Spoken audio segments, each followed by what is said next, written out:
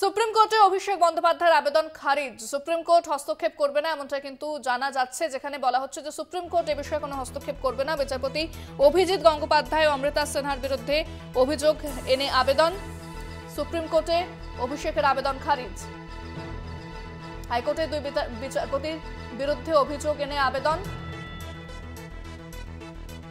এই আবেদনে সাড়া দিল না শীর্ষ আদালত।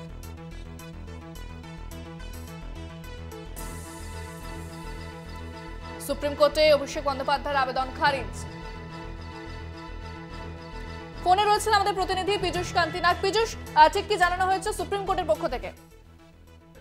দেখো, বিচারপতি অভিজিৎ গঙ্গোপাধ্যায় এবং বিচারপতি অমৃতা সিনহার বিভিন্ন মন্তব্যের প্রেক্ষিতে নিয়ে কলকাতা হাইকোর্টকে নির্দেশ দিয়ে সুপ্রিম কোর্ট এবং পাশাপাশি বিচারপতি অমৃতা সিনহার এজলাসে যে মামলা চলছে সেই মামলা অন্য বিচারপতির এজলাসে স্থানান্তর করা হোক, এই আবেদন নিয়ে সুপ্রিম কোর্টে আবেদন জানিয়েছিলেন অভিষেক বন্দ্যোপাধ্যায় এবং সেই আবেদন আজকে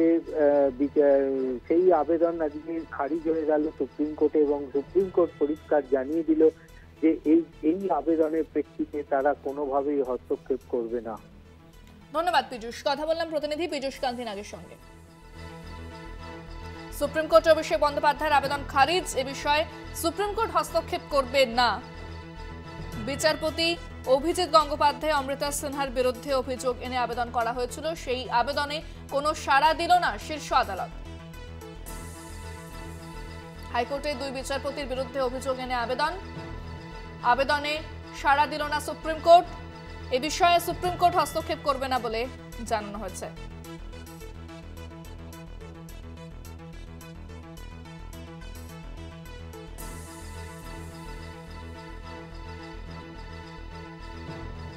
সুপ্রিম কোর্টে অভিষেকের আবেদন খারিজ।